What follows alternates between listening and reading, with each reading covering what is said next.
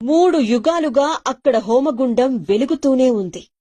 సాక్షాత్తు ఆది దంపతులే వివాహం చేసుకున్న పుణ్యస్థలి అది.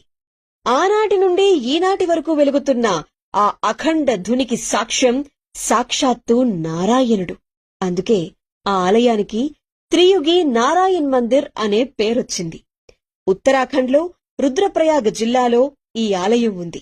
శివపార్వతుల కళ్యాణానికి సాక్ష్యం ఇదే.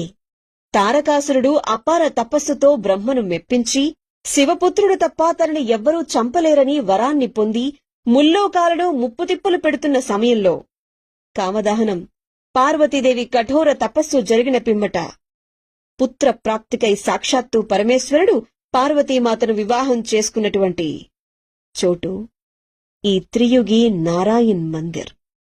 ఇక్కడికి వెళ్లిన వారు 3 యుగాల నుంచి వెలుగుతున్నటువంటి ఆ అఖండ హోమ